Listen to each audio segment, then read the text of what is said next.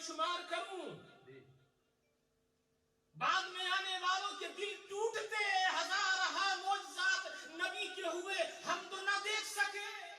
رب تبارک و تعالیٰ نے ایک انتظام فرمایا، میرے گنہگار بندو یہ سوچ کر کے اپنے دل کے اندر کسی اور طرح کی کمی کا احساس نہ کرنا، صحیح ہے وہ عظیم تھے، عظیم ترین تھے، ان کی صحبت سے ان کو میں نے نوازا تھا، وہ مرتبہ تو کسی اور کو نہ مل پائے گا، مگر میں ایک معجزہ ایسا عطا فرماؤں گا جو قیامت تک تمام تر لوگ اس سے فیض یاب ہوتے رہیں گے،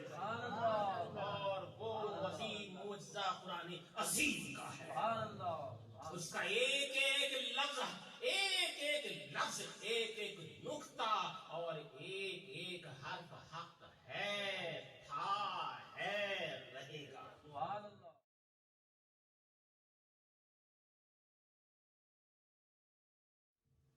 6666 آیات قرآن عظیم کے اندر،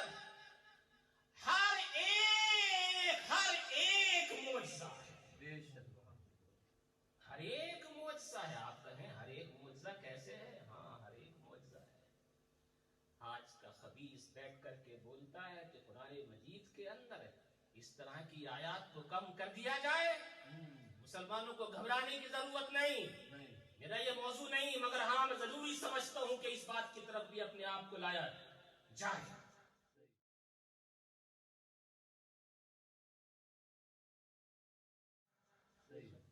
قرآن عظیم کے اوپر یہ پہلا حملہ نہیں، نہ معلوم کتنے لوگ حملے کر چکے ہیں۔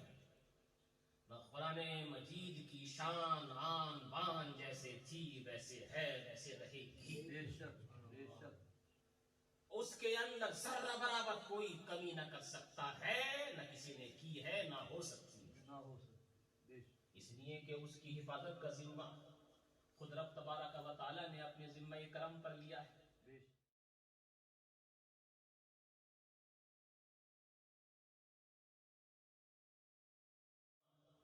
خود رب تبارک و تعالیٰ نے اپنے ذمہ کرم پر لیا ہے۔ رب کائنات ارشاد فرماتا ہے، سورہ الحجر اس کی آیت نمبر 9، رب کائنات فرماتا ہے، اِنَّا نَحْنُ نَزَّلْنَا الذِّكْرَ وَإِنَّا لَهُ لَحَافِظُونَ۔ بے شک ہم نے ہی قرآن مجید کو اتارا ہے اور ہم ہی اس کی حفاظت کرنے والے، اور ہم ہی اس کی حفاظت کرنے والے۔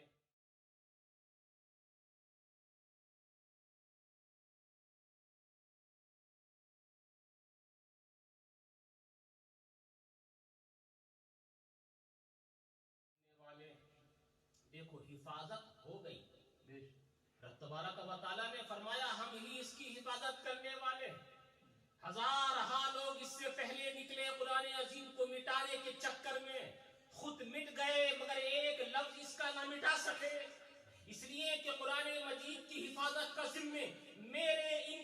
کے آپ کے کسی اور کے نہیں، رب تبارک و تعالیٰ نے اپنے ذمہ کرم پر لیا ہے۔ اب ایک خبیث مل کر کیا نہیں، اپنی پوری جماعت کو لے کر نہیں، پوری کائنات کی طاقت کو لے کر کے بھی آ جائے، وہ مٹ جائے گا، مگر قرآن عظیم کے ایک لفظ کو بھی کبھی کم نہ کر سکے گا۔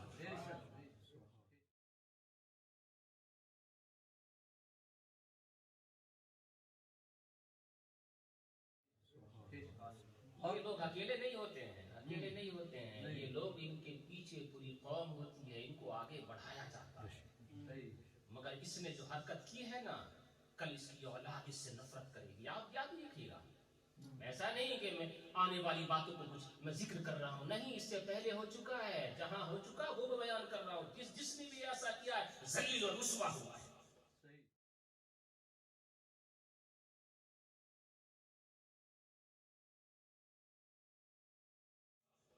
اس کی اولاد اس سے نفرت کرے گی، جس کے ہاں یہ پیدا ہوا وہ ماں اس سے نفرت کرے گی، اس کے گھر والے اس سے نفرت کریں گے، اس لیے کہ اس نے قرآن مجید کے اوپر حملہ کیا ہے۔ ہمارا کوئی تعلق نہیں ہے، میں ان کا بھائی ہوں چھوٹا، نہ میری ماں کا ہے، نہ میرے بھائی کا ہے، نہ میری بہن کا، کسی کا کوئی تعلق نہیں ہے ان سے۔ وہ پاگل ہو گئے ہیں، مجنون ہو گئے ہیں، وہ جو سمجھ میں آتے ہیں وہ کرتے ہیں، نہ وہ نماز نہ روزہ کچھ کرتے نہیں، نہ ان کو دین نہ اسلام سے کوئی مطلب ہے، اس لیے وہ اس طرح کی باتیں بولتے ہیں۔ جو دین اور اسلام سے جڑا ہوتا ہے، اس کے دل میں خوف ہوتا ہے، وہ اس طرح کی باتیں بول ہی نہیں سکتا۔ وہ کسی کے اشاروں پہ یہ سب باتیں بول رہے ہیں، کون ان سے کہلا رہا ہے، کون پالیٹکس کر رہا ہے، یہ میں اس میں نہیں پڑھنا چاہتا، لیکن بہرحال میرا ان سے تعلقات 3 سال سے کچھ نہیں ہے، اور میں اپنے گھر میں رہتا ہوں، یہاں سے ان سے کوئی تعلق نہیں ہے، بھی سے کوئی تعلق رکھنا چاہتا ہوں، نہ میں، نہ میری ماں، نہ میرا بھائی، نہ میری بہن، کوئی تعلقات رکھنا نہیں چاہتا۔ اگر کوئی خیر کرتا تھوڑا سا صبر آ جاتا، غیر تو ایسا بولتے رہتے ہیں، اپنا نام رکھ کر کے اس طرح سے حملہ کرتا ہے۔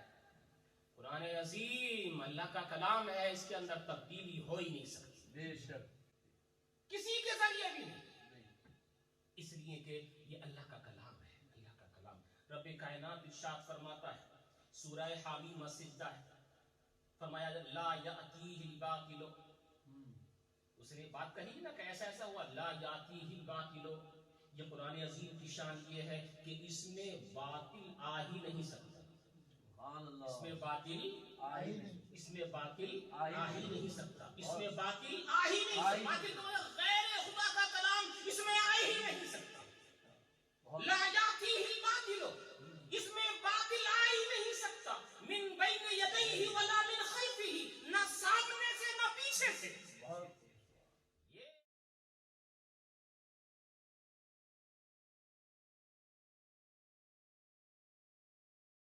یہ الحمد کی الف سے لے کر کے والناس کی سین تک اللہ کا کلام ہے، اس میں غیر کلام اللہ، غیر خدا کا کلام آ ہی نہیں سکتا، کیونکہ قرآن مجید نے یہ فرمایا ہے۔ بے شک سبحان اللہ، بہت خوب۔ اگر آتا تو کتنے لوگوں نے کوششیں کی، بڑے بڑے لوگ کوشش کرتے چلے گئے، اور قرآن عظیم کا چیلنج تھا، سورہ طور ہے، اس کے اندر فرمایا گیا تھا، پہلے تو یہ کہا گیا تھا کہ ایک سورت لے کر کے آ جاؤ، نہیں بنا سکے، اس کے بعد کہا کہ 10 آیتیں لے کر کے آ جاؤ، وہ بھی نہ کر سکے، اس کے بعد چیلنج کیا گیا اور کہا گیا فَلْيَأْتُوا بِحَدِيثٍ مِثْلِهِ، ارے اس کی طرح ایک آیت لے کر آ جاؤ، ایک آیت لے کر آ جاؤ، ان کانوا صادقین، اگر وہ ہے سچے تو ایک بھی نہ لا سکے۔ یہ چیلنج شروع سے لے کر کے ابھی تک چلا آ رہا ہے۔ جی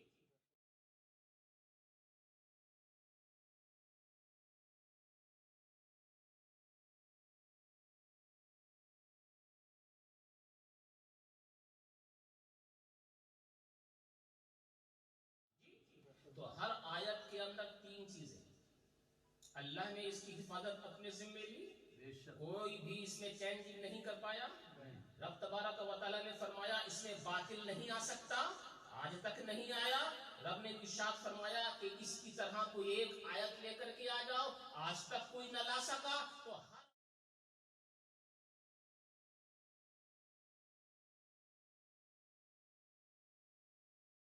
قرآن سے 26 آیتوں کو ہٹوانے کے لیے سپریم کورٹ میں یاچکا داخل کرنے کو لے کر شیعہ بورڈ کے پورو چیئرمین وسیم رضوی کا ویرودھ تیز ہوتا جا رہا ہے۔ کل لکھنؤ میں ہوئے مسلمانوں کے سمیلن میں انہیں اسلام سے باہر کرنے کا اعلان کیا گیا، اور یہ بھی اعلان ہوا کہ ملک کے کسی بھی قبرستان میں نہ تو انہیں دفن ہونے دیا جائے گا اور نہ ہی ملک کا کوئی مولانا ان کے جنازے کی نماز پڑھے گا۔ وسیم رضوی نے سپریم کورٹ میں ایک یاچکا داخل کر کہا ہے کہ قرآن کی 26 آیتیں آتنکواد سکھاتی ہیں، اس لیے انہیں قرآن سے نکال دیا جائے۔ ان کا دعویٰ ہے کہ یہ آیتیں بعد میں جوڑی گئی ہیں۔ اس بیچ دیر رات لکھنؤ میں وسیم رضوی کی حیاتی قبر کو بھی توڑ دیا گیا۔ ہم اکیلے ایک طرف ہیں اور پورا اسلامک ورلڈ ایک طرف ہے، لیکن ہمیں اس کی کوئی فکر نہیں، کوئی پرواہ نہیں۔ ہمارے بھائی، ہمارے بیوی، ہمارے بچے، ہمارے رشتہ دار سب ہم کو چھوڑ کے جا رہے ہیں، اس لیے ہم بھی کسی کے جانے کی کوئی پرواہ نہیں کرتے۔ جو دھارمک پستک ہے یا جو دھارمک فیتھ ہے یا بلیف ہے، اس کے بارے میں کسی بھی کورٹ میں کوئی کسی کے پاس یہ جورسڈکشن اویلیبل ہی نہیں ہے ہمارے کانسٹیٹیوشن آف انڈیا میں کہ اس کے اوپر کوئی ڈیسیجن دے سکے کسی دھارمک بلیف کو، اور کسی دھارمک پستک کے بارے میں کوئی نیائک ایڈجوڈیکیشن جس کو بولتے ہیں کہ نیائک نرنے دیا جا سکے، ایسی کوئی بھی نیائے پالیکا کے پاس کوئی بھی کاریہ چھیتر اپلبدھ نہیں ہے۔ اور یہ پٹیشن तो मैं ये आशा करता हूँ कि माननीय उच्चतम न्यायालय इसको भारी दंड लगा करके इसको डिसमिस करेगा, ताकि इस तरीके की जो फ्रिवलस और बोगस पिटीशन है, सिर्फ ये सस्ती लोकप्रियता हासिल करने के लिए किया गया है, इससे दूसरे लोगों को सबक मिले। अभी इन्होंने जो इसमें 26 आयतों का जिक्र किया है, वो 26 आयतों के बारे में सुप्रीम कोर्ट में कॉन्स्टिट्यूशन में ऐसा कोई भी प्रावधान नहीं जिसके तहत सुप्रीम कोर्ट इनकी वैधता के बारे में या वो उसमें रखी जाए या नहीं रखी जाए, इनके बारे में कोई भी निर्णय नहीं ले सकता है। पूरी तरीके से ये गैर जिम्मेदाराना और एक बोगस पिटीशन इन्होंने फाइल किया है, जिसके पीछे कोई राजनीतिक मकसद लगता है कि एक समाज में उथल पुथल जारी करना और ये मुस्लिम समुदाय के लोगों की धार्मिक भावनाओं के साथ खिलवाड़ करना है, उनकी भावनाओं को चोट पहुंचाना है। इनफैक्ट इस तरीके का इंटरव्यू दे करके और पब्लिक तौर पर इस तरीके से ढिंडोरा पीट करके वासिम रिजवी साहब ने सेक्शन 295A के तहत कॉग्निजेबल ऑफेंस उन्होंने ये गुनाह किया है, जिसके लिए पुलिस में FIR रजिस्टर की जा सकती है, कहीं भी ये FIR रजिस्टर हो सकती है और इनके ऊपर इनको प्रोसिक्यूट करना चाहिए। इनके और इनके जैसे जो लोग हैं जो समाज में इस तरीके से विद्वेष की भावना फैलाते हैं और जिनके लिए किसी की भी धार्मिक भावनाओं को आहत करना एक मजाक का विषय है या इनके लिए खेल का विषय है, तो ऐसे लोगों को इन लोगों के साथ में सख्ती से निपटना चाहिए और इसके पीछे जो भी राजनीतिक खेल है उससे लोगों को सावधान रहना चाहिए।